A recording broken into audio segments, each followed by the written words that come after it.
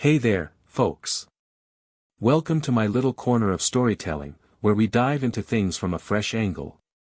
Let's jump into the wild world of podcasts, where every episode dishes out wisdom and moments you won't soon forget. Ever wonder if a regular old day could unravel a jaw-dropping secret? Buckle up, because my tale's gonna have you second-guessing who you can trust and who's got your back. So, let's kick this off. Don't forget to give a thumbs up, subscribe, and tap that bell so you're in the loop for all the latest. The morning sun poured through the kitchen curtains at Robert and Elizabeth's place, painting a warm glow across the wooden counters. Bacon crackled in the pan as Robert, flipped each strip with the kind of ease that comes from years of practice. I was humming an old tune, one I'd belted out 1,000,000 times during our quiet mornings together over the years. The steady rhythm of my cooking mirrored the calm in my heart, a quiet nod to how much I loved Elizabeth. Today wasn't just any day, it was our 43rd wedding anniversary, a milestone that felt like a treasure. I've always been a guy who sticks to routines, finding joy in the little ways I show Elizabeth the first care. Whipping up breakfast for her every morning. That's been my thing forever. As the aroma of fresh brewed coffee started filling the kitchen, I glanced at the doorway, expecting Elizabeth to stroll in with that radiant smile that always brightened my day.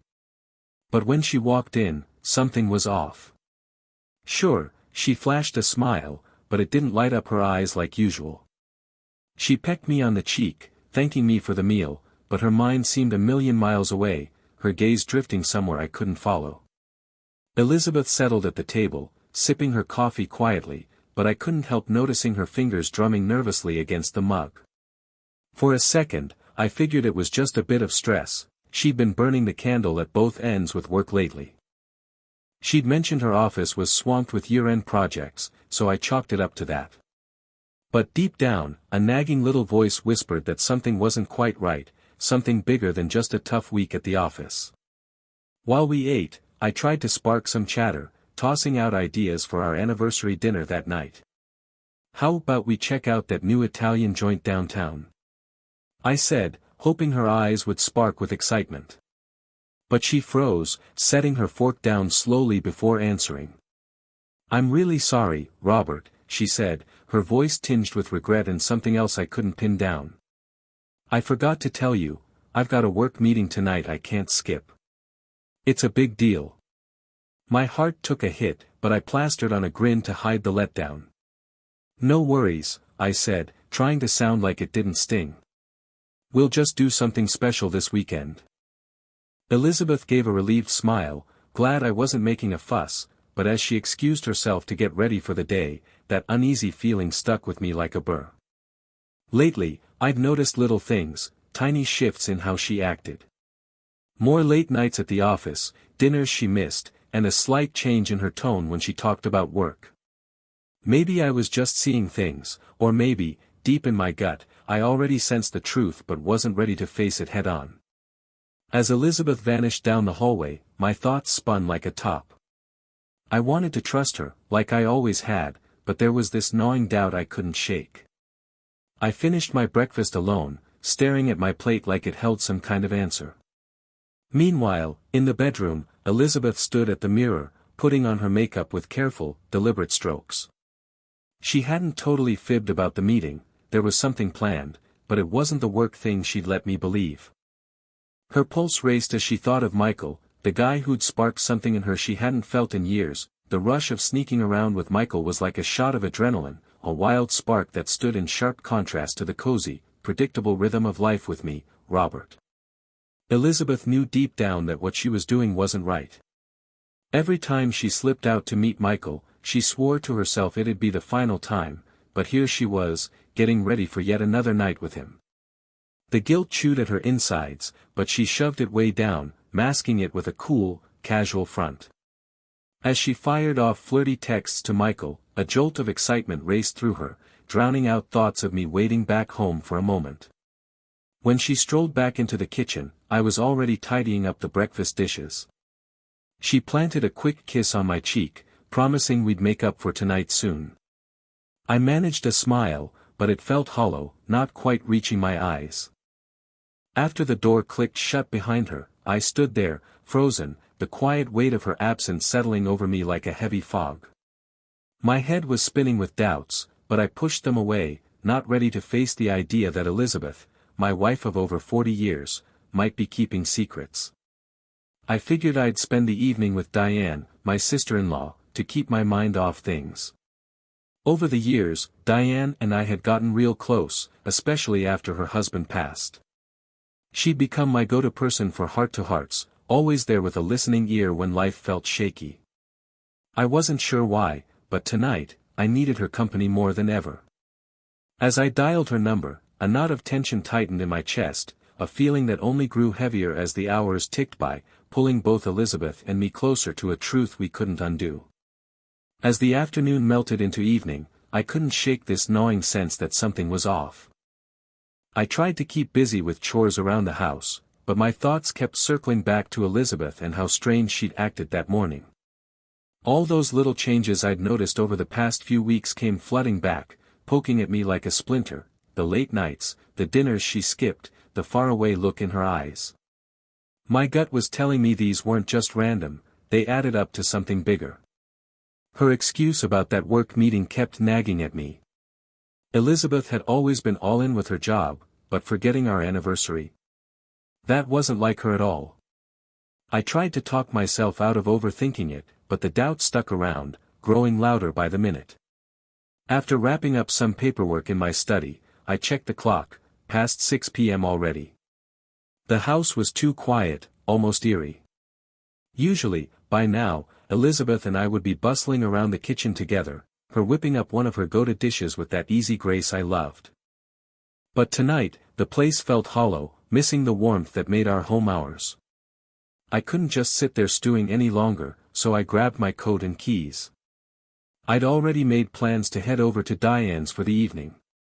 Diane had been a rock for me ever since her husband passed a few years back. She lived just a short drive away, and over time, we built a bond, swapping stories, memories, and sometimes just sitting in that comfortable silence you only get with someone who really gets you. As I cruised through the quiet streets, I tried to shove aside the unease that had settled in my bones.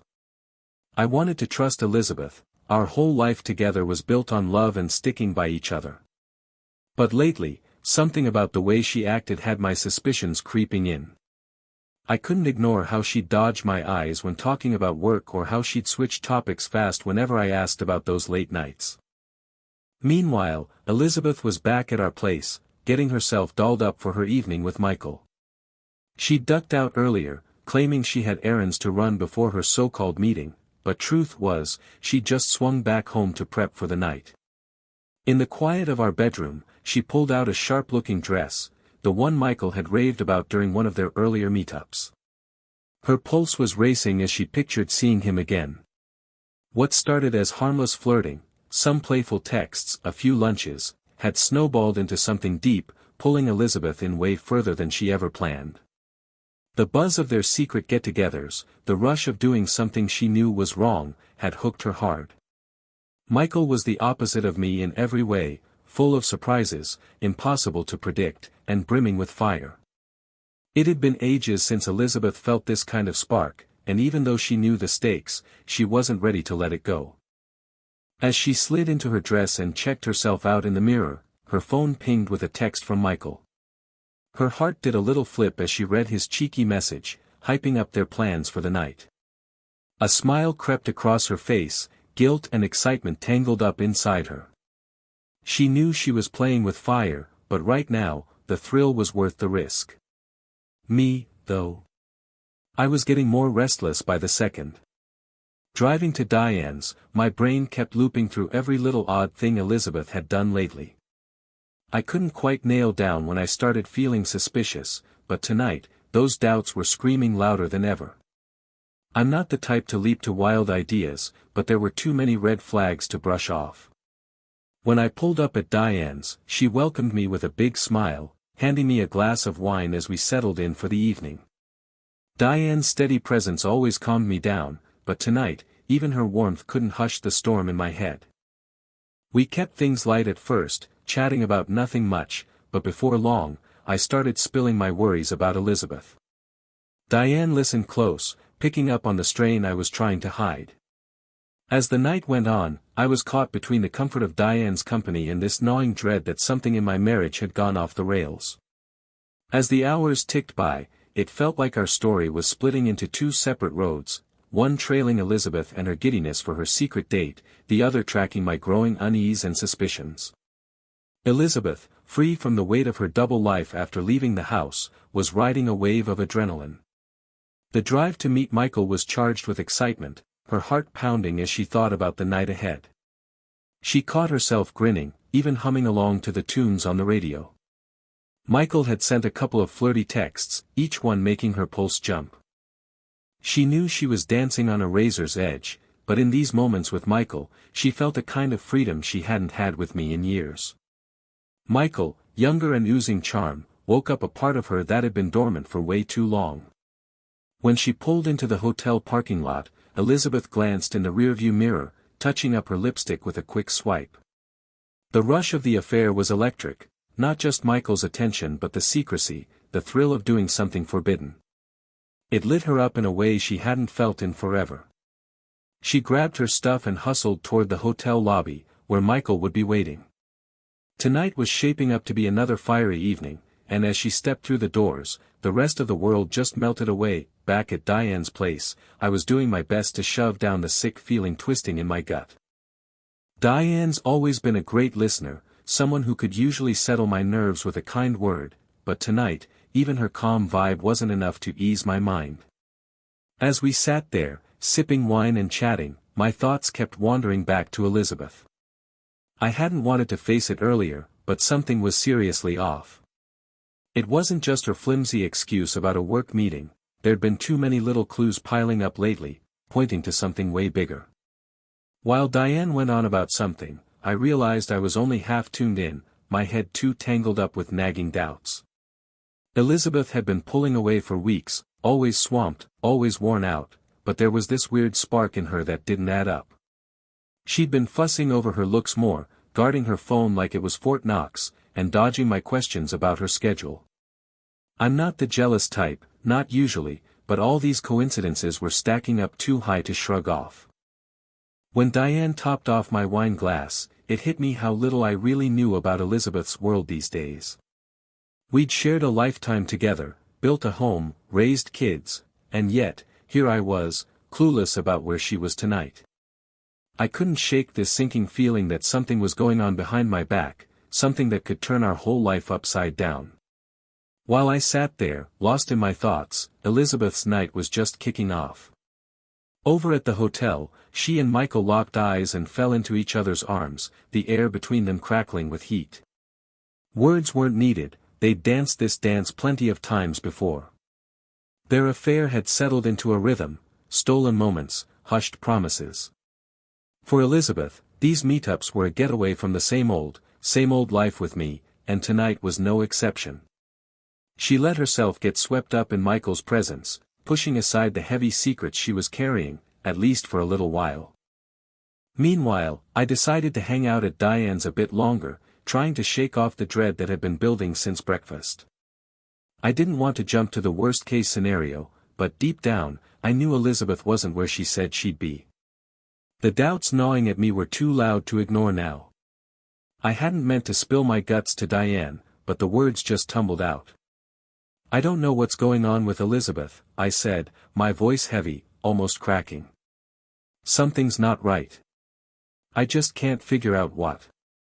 Diane gave me a worried look, her forehead creasing. Have you tried talking to her, Robert? Maybe it's just work stress piling up. But even as she said it, I could tell she didn't fully buy it, and neither did I. There was something bigger at play, something Elizabeth was keeping from me. As the night dragged on, the gap between my world and hers stretched wider, pulling us further apart than ever. At the hotel, Elizabeth's heart was pounding as she stepped into the softly lit room, her eyes darting around until they landed on Michael. He was already there, lounging against the doorframe with that easy, charming grin that got her every time. Without a word, they closed the distance between them, drawn together like magnets. Michael pulled her into his arms, and just like that, all the guilt and worry weighing her down vanished. In that moment, wrapped up in him, she felt a freedom she hadn't known in her day-to-day life with me for years. Sneaking off with Michael had turned into Elizabeth's go-to escape, a burst of fire and excitement in a life that had settled into a comfortable, predictable rut. Michael was everything I wasn't, full of spur-of-the-moment energy, always up for an adventure, and able to make her feel alive in a way she hadn't in years. The secrecy of their meetups just cranked up the thrill. Every time they got together, it was like stepping into a different reality, one where she wasn't tied down by marriage or what people expected of her. As they locked lips, Elizabeth let herself melt into the moment, shoving aside thoughts of home, her duties, and the fallout she knew was coming. Michael's hands glided along her back, sending tingles racing through her, and a wave of exhilaration drowned out her guilt, at least for a little while. The night belonged to them, and for these few stolen hours, nothing else in the world mattered.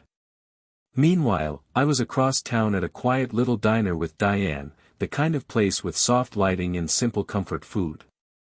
Our meal was low-key, nothing like the heated scene playing out between Elizabeth and Michael.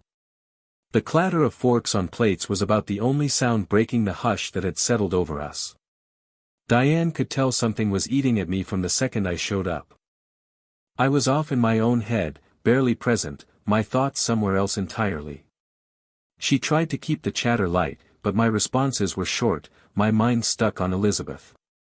To anyone passing by, it might have looked like a regular dinner between family, but underneath, there was this heavy, unspoken tension. My head was spinning, trying to piece together what was going on with Elizabeth, the work meetings, the late nights, the way she'd been pulling away from me.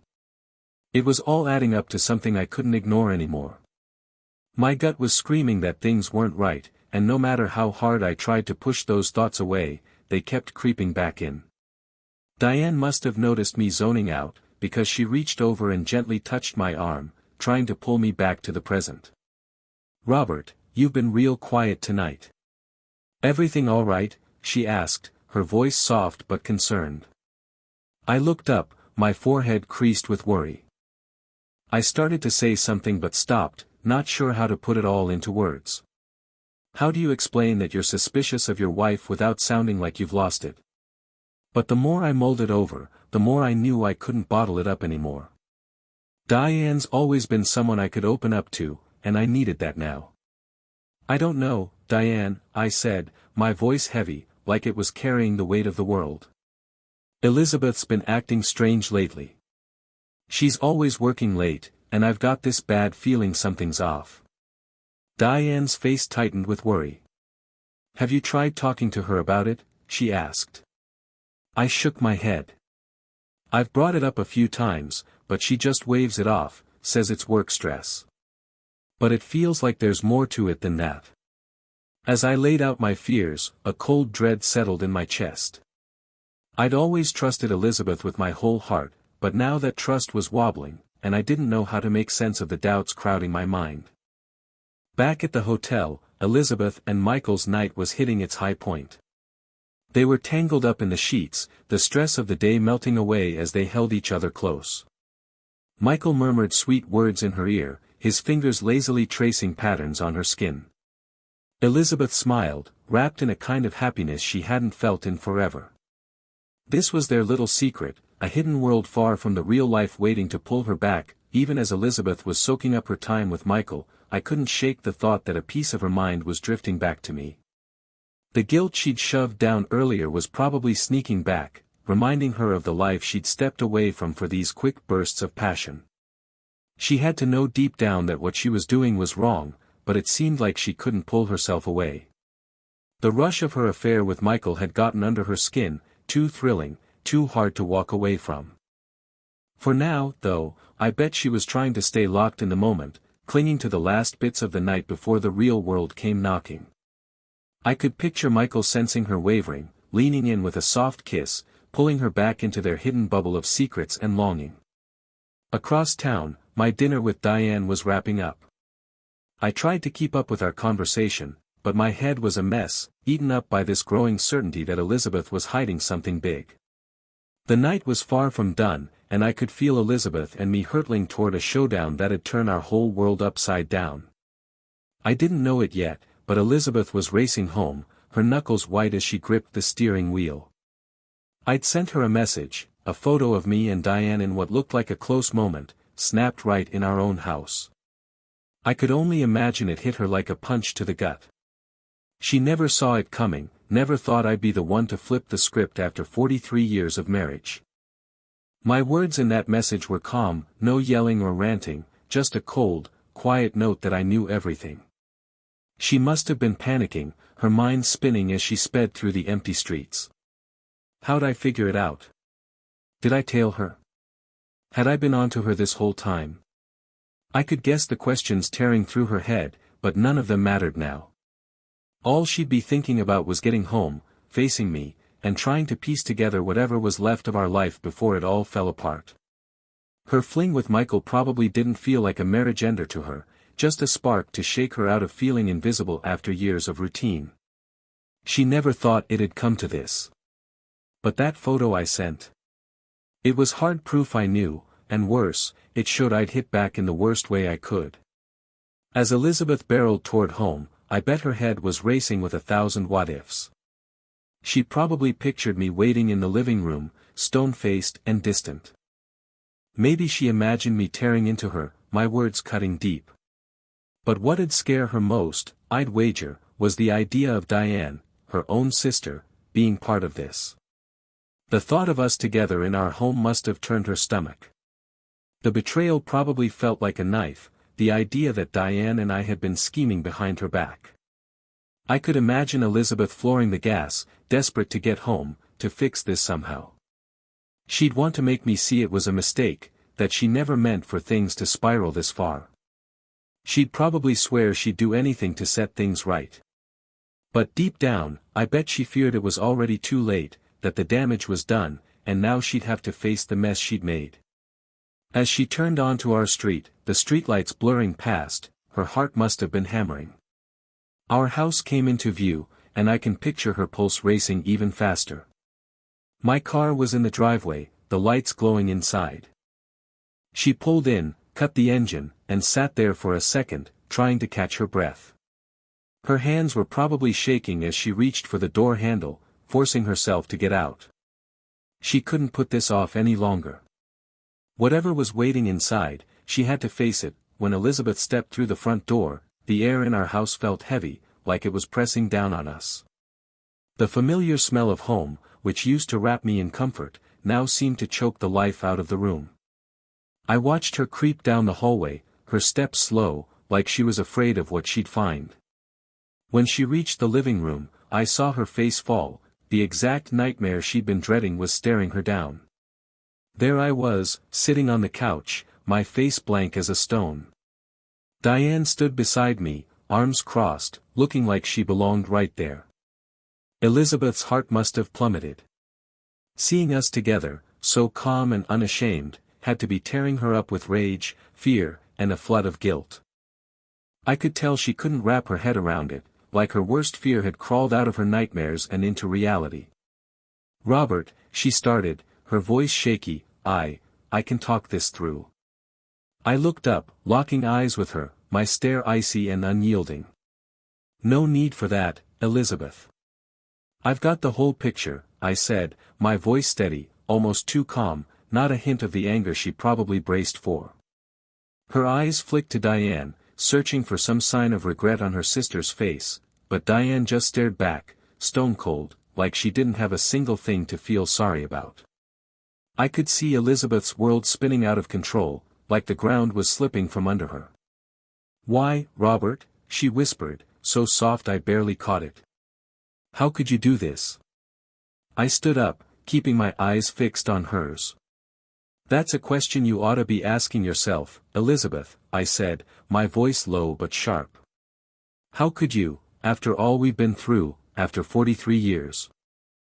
How could you just toss it all away like it meant nothing?"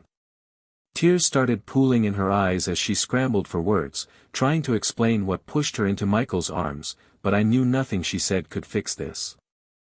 I'd already seen the truth, and no excuse could erase the betrayal she'd stabbed me with. It was a mistake, she choked out, her voice cracking. I didn't mean for it to go this far.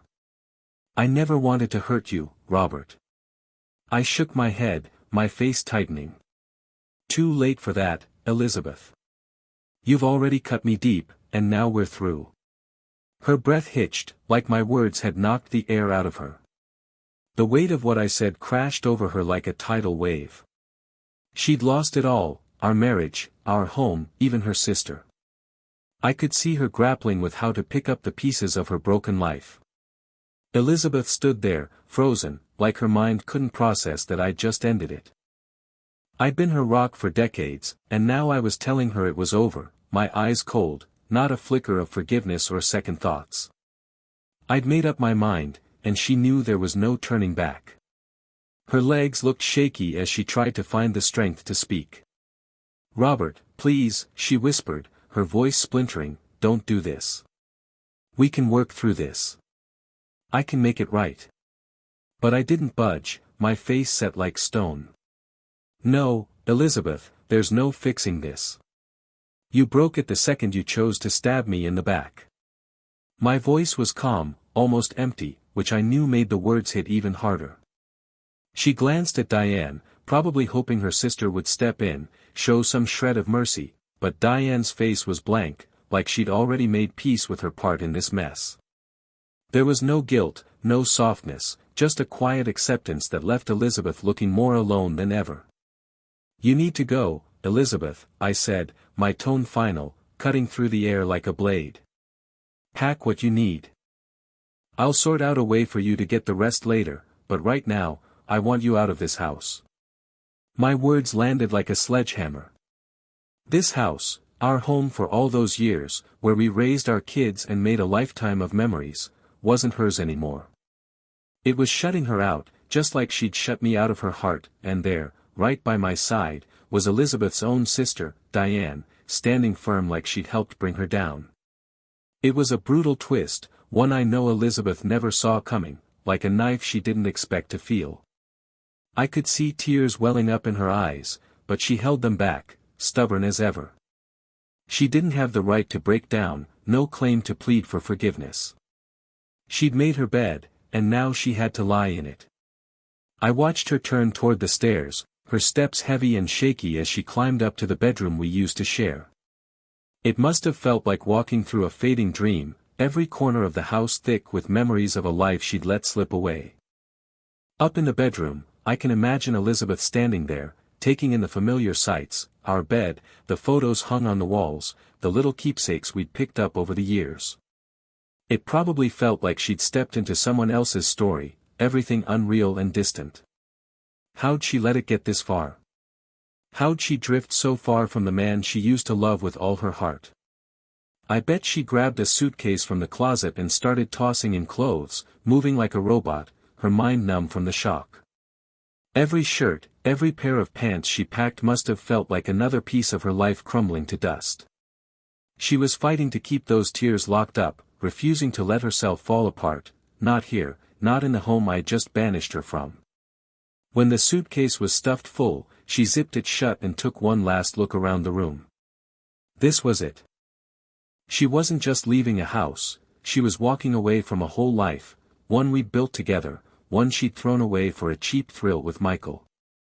I can only guess how that truth settled over her, heavy and suffocating, like a weight she couldn't shake. She came back downstairs, her face drawn, the finality of it all dragging her down. Diane and I were still in the living room, talking in low voices. We didn't look up when she walked in, and for a moment, I bet she felt like a stranger in her own home, invisible, already wiped from our world. Without a word, she headed for the front door, her hand trembling as she reached for the knob. This was her last step out of the life we'd shared for over 40 years. When she stepped outside, the chilly night air must have stung her face, a sharp slap compared to the warmth she'd just left behind. The street was dead quiet, nothing but the faint rustle of wind through the trees. I can picture her walking to her car, her legs wobbly, barely holding her up. Her heart was probably racing, her head spinning with regret, fear, and a deep, aching sorrow. How'd it all unravel like this? How'd she lose everything she used to hold so close? She slid into the driver's seat and sat there for a second, clutching the steering wheel, trying to steady her breaths. Those tears she'd fought so hard to hold back finally broke free, streaming down her cheeks in quiet, wrenching pain. There was no way back now, I'd made that crystal clear. Our marriage, our home, her sister, it was all gone, burned to ash by the choices she'd made. As she pulled out of the driveway, her eyes blurry with tears, the weight of what she'd done must have hit her harder than ever. She'd lost it all, and now the future was just a big, scary question mark. All she knew for sure was that the life she'd known was gone for good.